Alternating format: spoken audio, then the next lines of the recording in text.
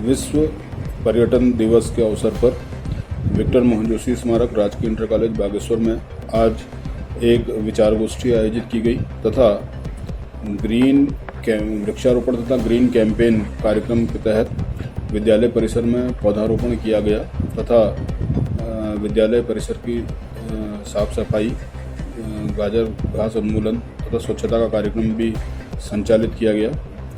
जैसा कि सब लोग जानते हैं, प्रतिवर्ष 27 सितंबर को विश्व पर्यटन दिवस का आयोजन किया जाता है, जिसका उद्देश्य पर्यटन को वैश्विक रूप से बढ़ावा देने के उद्देश्य से ये कार्यक्रम आयोजित किया जाता है। पर्यटन से हमारे रोजगार की अनेक संभावनाएं हैं। उत्तराखंड में पर्यटन की असीम संभावना है। इस विषय पर विद्यार्थियों की निबंध एवं स्लोगन प्रतियोगिता का भी आयोजन किया गया। प्रथम, द्वितीय, तृतीय स्थान प्राप्त करने वाले मेधावी विद्यार्थियों को पर्यटन विभाग की ओर से प्रमाण पत्र तथा पुरस्कार प्रदान कर सम्मानित किया गया। वृक्ष मित्र किशन सिंह मरड़ा जी के नेतृत्व में विद्यालय परिसर में पौधरोपण भी किया गया। पर्यावरण संरक्षण के क्षेत्र में वृक्ष मित्र किशन सिंह मरड़ा जी के उल्लेखनीय योगदान को देखते हुए उन्हें आज इस अवसर पर सम्मानित भी यहाँ पर किया गया। इस वर्ष की थीम, जैसा कि विश्व पर्यटन संगठन प्रतिवर्ष थीम निर्धारित करता है, तो इस वर्ष के लिए जो थीम निर्धारित की गई थी, टूरिज्म फॉर इंक्लूसिव ग्रोथ, अर्थात समावेशी विकास के लिए पर्यटन, ये निर्धारित की गई थी। इस पर विस्तृत विचार विमर्श यहाँ पर हुई, चर्चा यहाँ पर हुई और निश्चित रूप से इस तरीके के आयोजनों से युवाओं में रोजगार के नए अवसर क्या क्या हो सकते हैं, इस संदर्भ की इसकी जानकारी मिलेगी। और पर्यटन से जो हम किताबों में पढ़ के जिस चीज़ को हम नहीं देख पाते या नहीं समझ पाते, वो पर्यटन से हम उसको आसानी से समझ जाते हैं। तो ये पर्यटन दिवस के अवसर पर मैं समस्त लोगों को शुभकामनाएं। आज 27 सितंबर को विश्व पर्यटन दिवस मनाया जा रहा है। विश्व पर्यटन दिवस मनाने का उद्देश्य ये है कि हमें अपने पर्यटक स्थलों का पता चले और पर्यटन में अपार रोजगार की संभावनाएं हैं। उत्तराखंड के परिप्रेक्ष्य में इसका महत्व और भी अधिक है। यहाँ पर पर्यटन व्यवसाय सबसे मुख्य व्यवसायों में से एक है। जैसा कि हमने देखा कि बद्रीनाथ, केदारनाथ, हमारे 4 धाम तथा अन्य स्थानों पर हजारों लाखों लोगों को उसे रोजगार मिलता है। जब केदारनाथ में आपदा आई तो उस समय हजारों लोग इसी पर्यटन व्यवसाय में रोजगार छिन जाने के कारण बेरोजगार हो गए। तो यदि हम अपने आसपास के अन्य पर्यटन स्थलों की भी खोजबीन करें, बहुत सारे ऐसे स्थान हैं जिनके बारे में लोगों को पता नहीं रहता है। जब लोगों का आवागमन बढ़ता है, यानी देश विदेश से सैलानी लोग आते हैं, तो उससे जो है स्थानीय लोगों को बहुत रोजगार मिलता है। यानी इस प्रकार से होटल व्यवसाय है और अन्य जैसे हमारे यातायात के साधन हैं, जैसे केदारनाथ, बद्रीनाथ आदि में घोड़े से खच्चर, पालकी, डोली आदि में बहुत लोगों को रोजगार मिलता है। अतः हमें ज़रूरत इस बात की है कि हम अपने पर्यटन स्थलों को विकसित करें, उनमें हम आने वाले सैलानियों को सुविधाएं दें तथा सभी को एक जन जागरूकता अभियान चलाएं, जिससे कि हमारे पर्यटन स्थलों का विकास हो।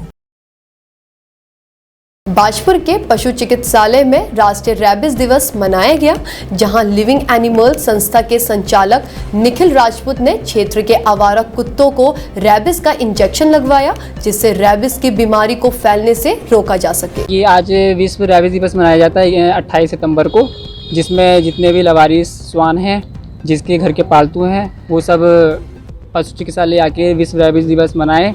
और यहाँ से पशु चिकित्सालय से डॉक्टर खराइक जी हैं, उनके माध्यम से रैबिस के इंजेक्शन सभी स्ट्रीट डॉग्स को लगाए जा रहे हैं। रैबिस एक ऐसा जूनोटिक बीमारी है। जूनोटिक का मतलब होता है जो इन जानवरों से इंसान में हो जाता है। ऐसी बीमारी है जो बहुत ही ज़्यादा महत्वपूर्ण हमारे सोसाइटी के लिए है, क्योंकि कभी भी कोई अगर पागल एनिमल दूसरे को काटता है तो अब आज तक कोई ऐसा दवाई नहीं बनी जो उसका इलाज हो सके। इसलिए बहुत महत्वपूर्ण हो जाता है। इसका केवल एक ही उपाय है कि हमारी सोसाइटी में रैबिस न फैले, वैक्सीनेशन।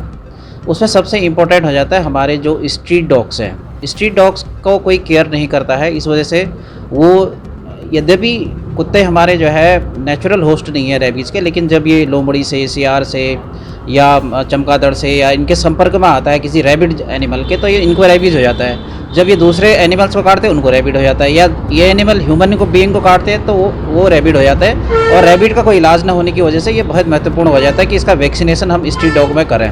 इसके तरफ इस परिप्रेक्ष्य में जो हमारा living animal and human welfare society में जो निखिल है, ये बहुत महत्वपूर्ण काम कर रहे हैं। स्ट्रीट डॉग्स में जो हमारे देसी डॉग्स हैं जो गलियों में घूमते हैं, जो इसके बहुत प्रोन है रेबीज़ के, उनको एनुअली वैक्सीनेशन करा करके हमारे सोसाइटी में रेबीज़ को फैलने से बचा रहे हैं। यह एक बहुत ही अच्छा कदम है इनका और ये बहुत अच्छा महत्वपूर्ण काम कर रहे हैं। मैं इनको ये शुभकामना दूंगा कि आगे भी इस तरह से काम करता रहे।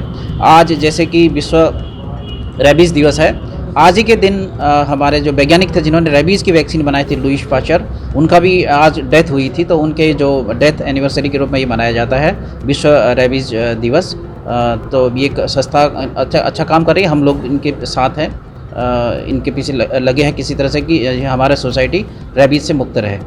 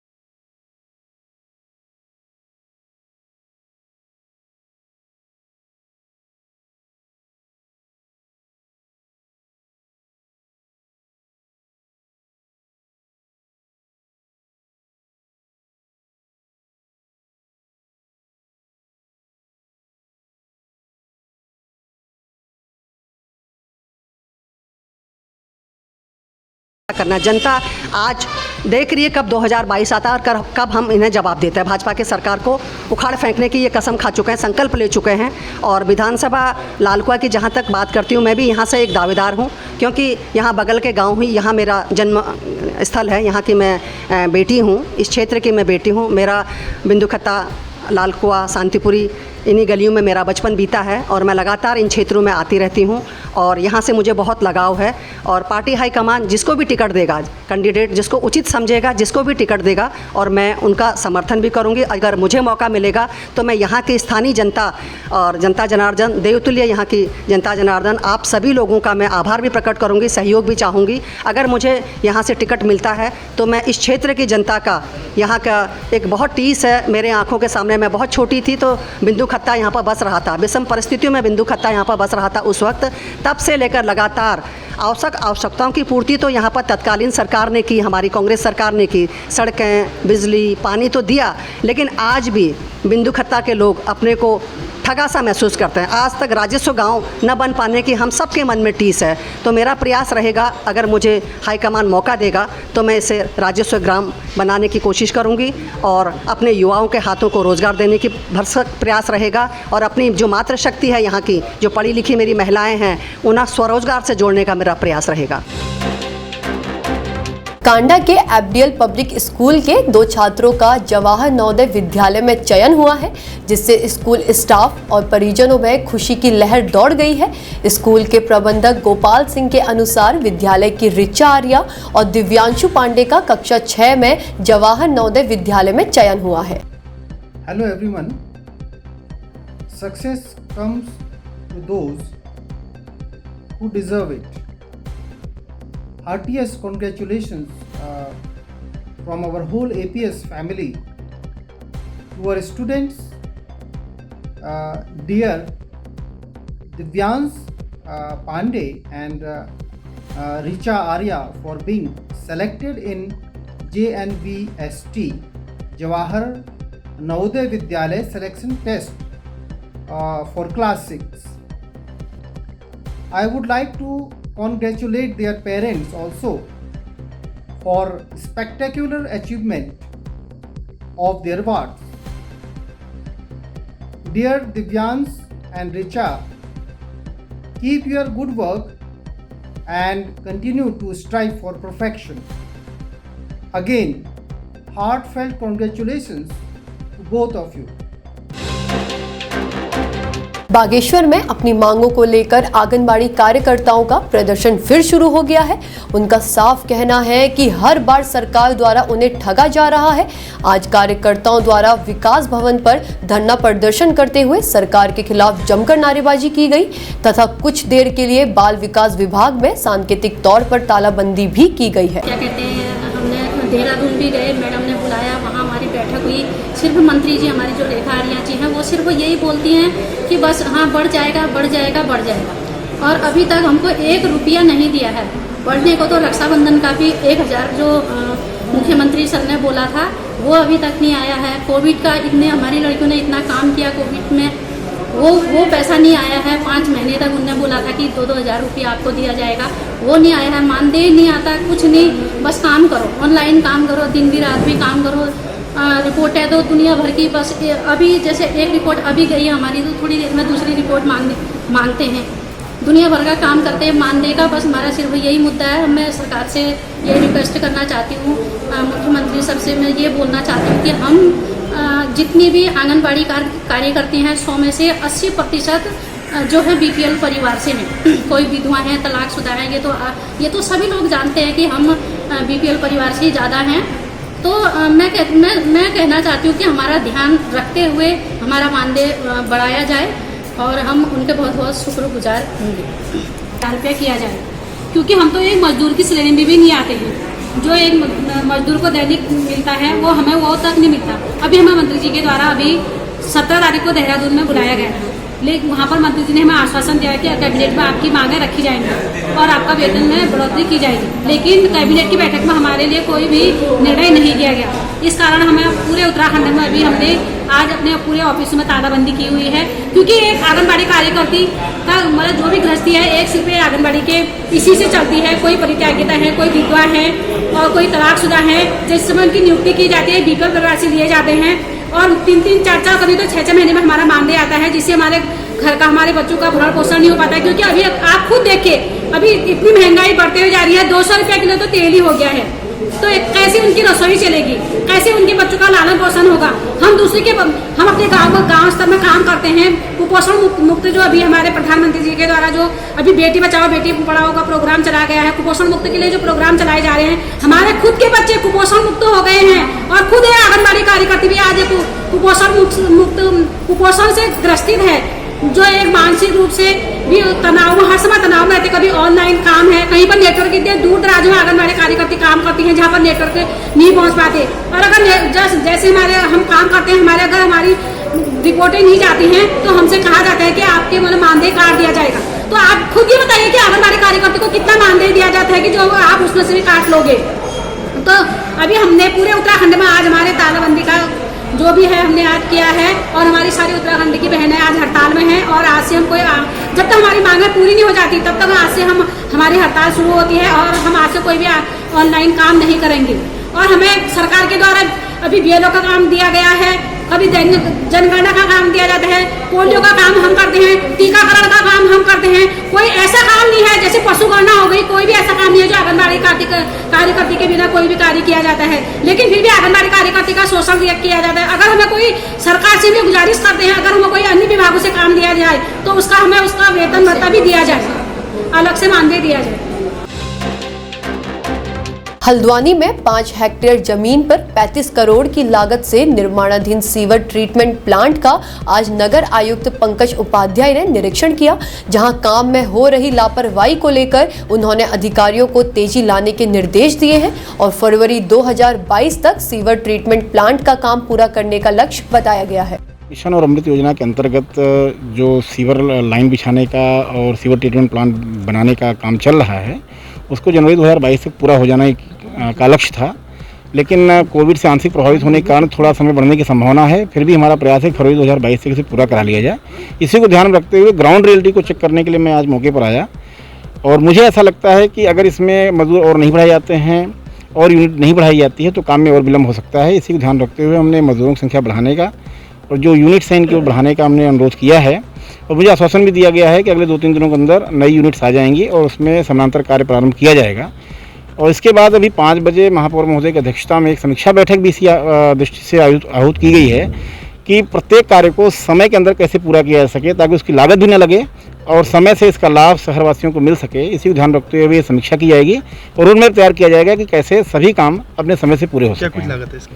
35 करोड़ की लागत इसकी सीवर ट्रीटमेंट प्लांट की है और उसी में अनुबंध किया गया, उसी में से पूरा कराया जाएगा। धान खरीद को लेकर आरपीएफ कुमाऊं द्वारा तैयारियां की जा रही हैं तथा धान खरीद के दौरान किसी भी किसान को प्रताड़ित ना किया जाए, इस बात को सुनिश्चित करने के कर्मचारियों को आदेश दिए गए हैं। 1 अक्टूबर से धान खरीद की शुरुआत की जाएगी। किसानों को बेहतर सुविधाओं के लिए एक हेल्पलाइन नंबर भी जारी किया गया है जिससे किसान अपनी बात विभाग व शासन तक पहुँचा सकता है। धान खरीद का है वो उधम सिंह नगर प्रमुख जिला है जहाँ से 90% हमारी खरीदारी होती है। उसके लिए हमने 207 केंद्र बनाए हैं। जिलाधिकारी महोदया ने जो है 2 या 3 बार वहाँ मीटिंग किसानों के साथ और हमारे जो राइस मिलर्स हैं या आड़ती हैं उनके साथ कर ली है। माननीय हमारे मुख्य सचिव महोदय द्वारा भी एक बार बीसी कर ली है। बीसी में स्पष्ट संदेश है किसी भी किसान को किसी भी दशा में प्रताड़ित न किया जाए। यदि किसी स्तर पर कोई शिकायत आती है तो उसके जो भी उसके लिए दोषी होगा, चाहे वो मैं ही क्यों ना हूँ, उसके विरुद्ध जो है वो कार्रवाई की जाएगी। किसी भी दशा में उसको बख्शा नहीं जाएगा।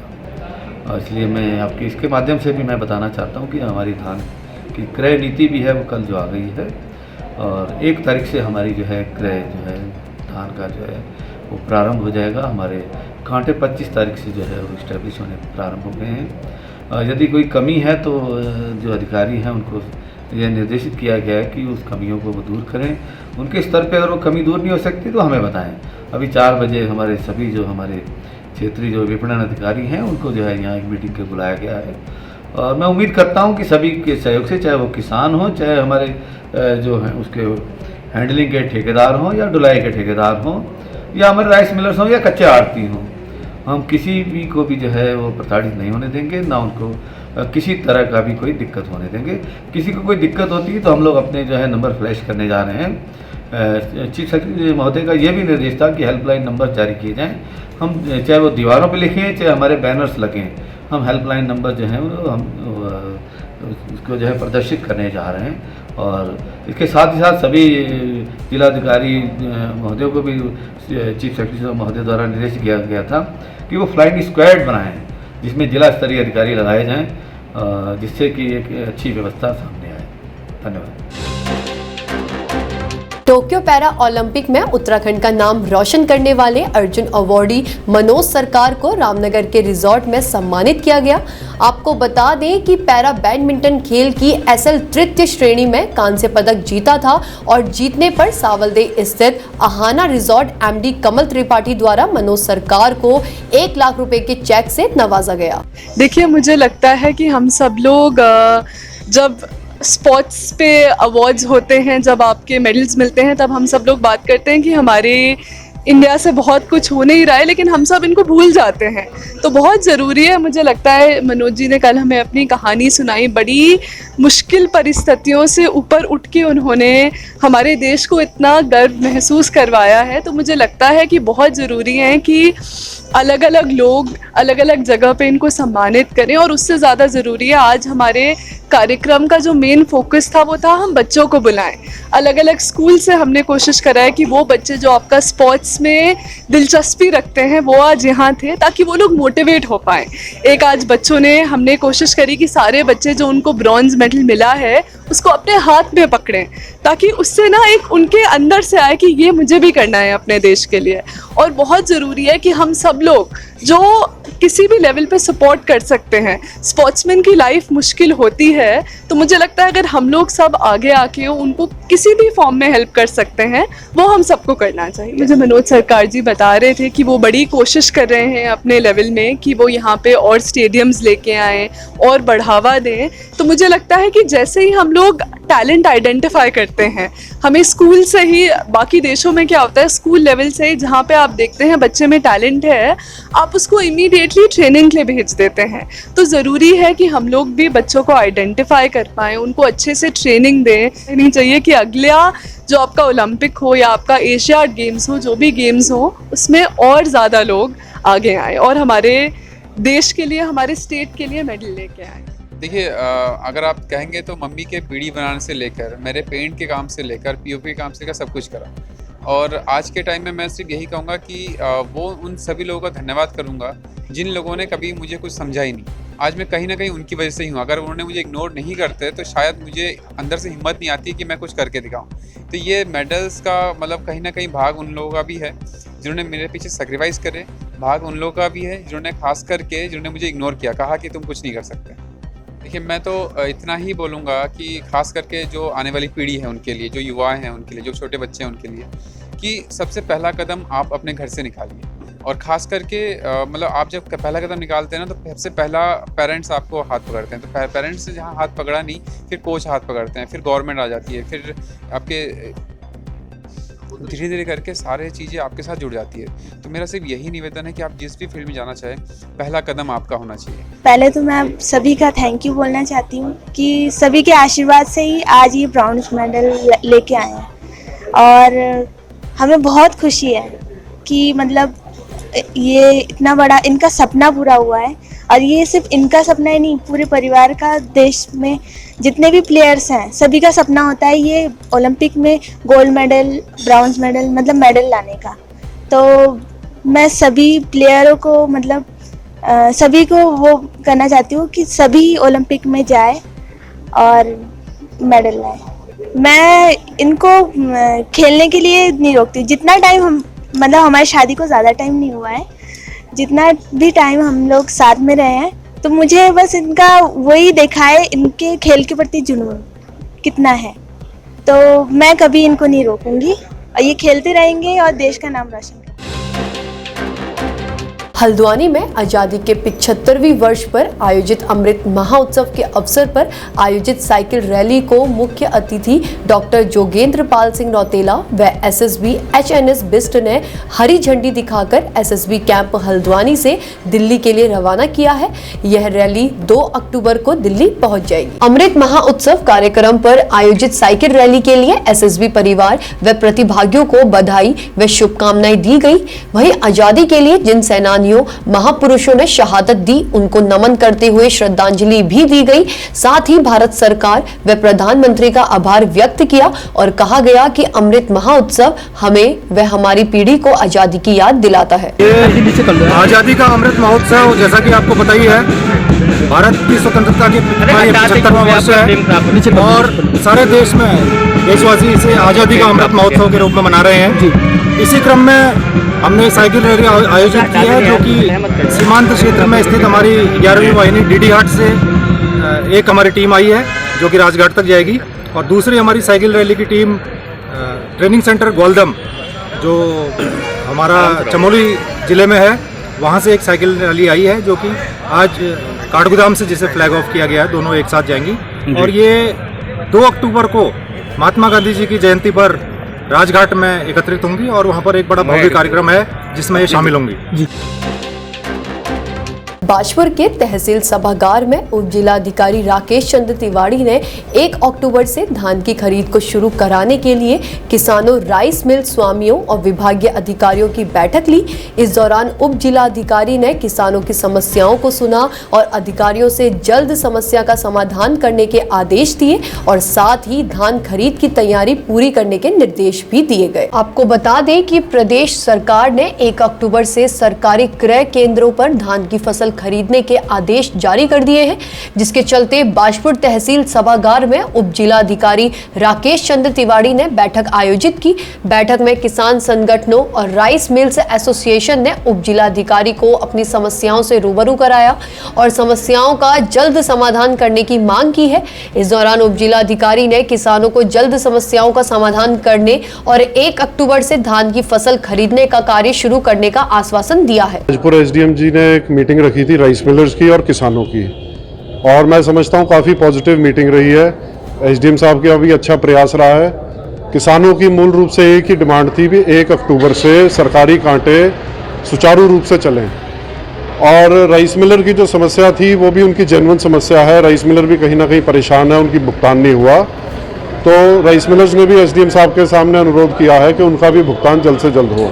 और हमारा एक ही है भी किसानों का ज़्यादा से ज़्यादा फसल सरकारी क्रय केंद्र पे तुले ताकि किसान को उसकी फसल का सही रेट मिल पाए। तो सबसे बड़ी ये है कि पिछले 3 साल का भुगतान अभी हमारा सरकार की तरफ से नहीं किया गया है। हमारा कहना है कि पहले हमारा भुगतान करो ताकि हम अपना काम चालू करें। हमारे पास पेमेंट ही नहीं है, अभी हम कैसे उसका धान का खरीद कर सकते हैं। हमारा 340 करोड़ के करीब शायद अभी सरकार की तरफ बाकी है, जब चल रही है। आज हमारी उत्तराखंड एसोसिएशन की मीटिंग रुद्रपुर में चल रही है डीएम साहब के यहाँ। जैसा आदेश होगा उसी तरीके से उसका पालन किया जाएगा और काम को स्टार्ट किया जाएगा। 1 अक्टूबर 2021 से धान क्रय केंद्रों के संबंध में आज पूर्व निर्धारित हमारे राइस मिल एसोसिएशन, किसान संगठनों और जो हमारे खाद्य विभाग के एसएमआईज हैं, केंद्र प्रभारी हैं और कोऑपरेटिव के एडीओज हैं, और उसके अलावा तहसील के जो हमारे तहसीलदार साहब हैं, इन सबके साथ एक बैठक की गई।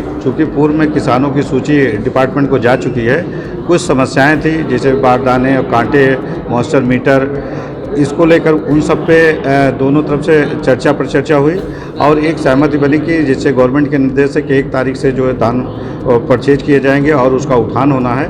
कुछ किसानों की तरफ से समस्याएं आई, जैसे मॉइस्चर के संबंध में कि 17%, 18% इस तरह उसकी लिस्ट वगैरह केंद्रों पर रहे और राइस मिल के बाहर भी वहाँ पर पर्ची लगी रहे, तो उस पर भी देखा गया। अब कुछ इनके द्वारा जो है समस्याएं उठाई गई कि इनका पुराना जो राइस मिल एसोसिएशन है कि इनकी पुराना बकाया है, तो उस संबंध में उसको सुना गया और एक आम सहमत बनी कि 1 तारीख से धान को जो है परचेज करने की कोशिश की जाएगी। जसपुर क्षेत्र अंतर्गत तराई पश्चिमी वन प्रभाग के फाटो रेंज में स्थित कालू सैयद की मजार पर हुए कमेटी और दुकानदारों के बीच विवाद का मामला बढ़ता ही जा रहा है। मामले का संज्ञान लेते हुए उप जिला अधिकारी आज कालू सैयद मजार पर पहुंचे तथा वहीं उप जिला अधिकारी ने दोनों पक्षों की बात भी सुनी। आइए देखते हैं पूरी खबर। इसमें जो है वक्फ बोर्ड का एक ट्रिब्यूनल कोर्ट होता है जिसमें वक्फ बोर्ड की ही सुनवाई की जाती है। उसने साफ साफ आदेश दिया है कि एसडीएम या कोतवाल साहब का इस मजार से कमेटी को लेकर कोई भी हस्तक्षेप नहीं है और ना ही उसमें कोई दखल अंदाजी कर सकते हैं। इसलिए वह यहाँ पे ताला डालना या किसी भी तरह का हिसाब किताब लेना उनके क्षेत्र का अधिकार निगरानी के लिए कमेटी बनाना वो जो है कानून के आदेशों के खिलाफ है। इसलिए जो है इसमें ये कोई भी कार्रवाई नहीं कर सकते। हाँ, तो उसकी देखरेख के लिए हम वक्फ बोर्ड को पूरा हिसाब किताब देते हैं, हर साल का हिसाब किताब बना के और अकाउंट करा के और उसको जो है दिया जाता है। पूरी बात को लेकर जो हमसे हमारे ये कोर्ट एसडीएम कोर्ट जो है हस्तक्षेप कर रहा है, इसके लिए हम कोर्ट की शरण लेंगे। जो भी वहाँ से निर्णय होगा उस पर अमल किया जाएगा। कालू मजार है, यहाँ पर एक विवाद चल रहा था जिसकी सूचना हमको मिली हुई थी, तो एक दोनों पक्ष से यहाँ पर वार्ता की गई है। वार्ता में एक डिसीजन निकला है कि जो दुकानों में एक सी दुकान एक साथ लगी रहेंगी और साथ में एक निगरानी समिति का यहाँ पर गठन किया जाएगा जिसमें कि पुलिस और प्रशासन की टीम भी मौजूद रहेगी और जो भी विवाद की स्थिति है इसको सुलझाने का प्रयास किया जाएगा। रुद्रपुर कोतवाली पुलिस ने आईपीएल मैच में सट्टा लगाते हुए एक शख्स को गिरफ्तार किया है। आरोपी से 9 लाख रुपए, 4 मोबाइल और एक एक्सयूवी कार भी बरामद की है। पूछताछ में आरोपी ने रुद्रपुर के 2 और युवकों के नाम बताए हैं। पुलिस अब उन फरार आरोपियों की तलाश में जुट गई है। आईपीएल शुरू होते ही सटोरिया भी सक्रिय हो गए हैं। जगह जगह पुलिस द्वारा आए दिन सट्टा लगाने वाले अभियुक्तों के खिलाफ कार्रवाई की जा रही है। पुलिस के मुताबिक कल कोतवाली पुलिस को सूचना मिली थी कि एएन झा इंटर कॉलेज के पास एक युवक आईपीएल मैच में लोगों के पैसे लगा रहा है, जिस पर टीम द्वारा तत्काल मौके पर पहुंचकर दबिश दी तो एक शख्स को कार में 9 लाख की नकदी व 4 मोबाइलों के साथ गिरफ्तार किया गया। वहीं आरोपी ने बताया कि रुद्रपुर के ही 2 लोग जो उसके परमानेंट ग्राहक हैं वह सबसे अधिक सट्टा लगाते हैं। पुलिस ने आरोपी के खिलाफ धारा 13 जुआ अधिनियम के तहत मुकदमा पंजीकृत कर आज कोर्ट में पेश किया, जहां से उसे न्यायिक हिरासत में जेल भेज दिया गया है। ये कल लगभग 9:15 बजे रामपुर रोड में जो है जो एएन झा इंटर कॉलेज है वहाँ पर से एक व्यक्ति है भुवनेश कुमार कोहली, ये रामपुरा का रहने वाला है। इसको सट्टा लगाते हुए पकड़ा गया और एक एसयूवी गाड़ी भी बरामद कर ली गई है जिसमें बैठा हुआ था। और इसके साथ साथ जो है जब तलाशी ली गई तो इसके साथ अन्य सामग्री के साथ जो है लगभग 9 लाख रुपए बरामद हुए हैं। 500 के नोट हैं, कुल 1800 नोट इसमें बरामद हुए हैं। इसमें 3 लोग, जो इसका जो मुख्य सरगना है नाजिम, ये रामपुर का रहने वाला है, और 2 लोकल के लोग अन्य हैं, एक तरुण नाम का है, एक पीयूष है।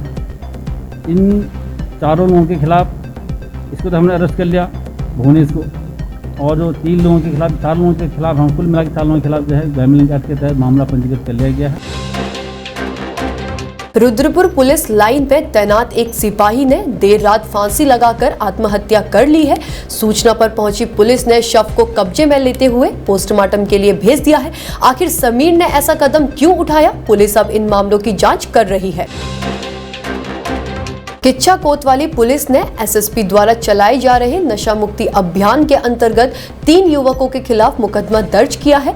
पुलिस द्वारा वाहन चेकिंग चल रही थी। चेकिंग के दौरान बाइक चालक के पास से सफेद थैले से 105 पाउच कच्ची शराब बरामद हुई। वहीं दूसरी ओर वाहन चेकिंग के दौरान रईस को 5.58 ग्राम स्मैक के साथ गिरफ्तार किया है। आरोपियों को एनडीपीसी एक्ट में मामला दर्ज कर न्यायालय भेज दिया गया है। पुलिस द्वारा गश्त के दौरान रईस खान उर्फ चांद पुत्र अजीम खान निवासी वार्ड नंबर 20 इंदिरा नगर कुलभट्टा का रहने वाला है, इसके द्वारा मंडी में इसमें बेची जा रही थी। इस संबंध में पुलिस ने इसको गिरफ्तार कर लिया गया है और इसके पास से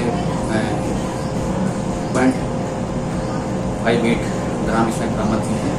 इस संबंध में निवासा उचित धारा में अभियोग पंजीकृत कर लिया गया है, विवेचना की जा रही है और आज उसको मंडी न्यायालय में पेश किया गया।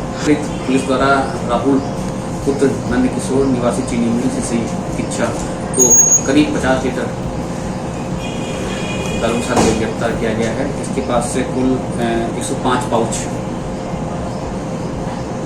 अवैध शराब बरामद हुई थी, जो करीब 50 लीटर है। इस संबंध में पुलिस द्वारा अभियोग पंजीकृत कर लिया गया है। इससे एक बाइक भी बरामद हुई है और उसके एक अन्य साथी जो मौके से फरार हो गया, उसके विरुद्ध भी अभियोग पंजीकृत कर लिया गया है और विवेचना पड़ सकती है। अभी के लिए इतना ही। जुड़े रहिए एबीपीएल न्यूज के साथ। ये है एबीपीएल डिजिटल नेटवर्क और आप देख रहे हैं एबीपीएल न्यूज।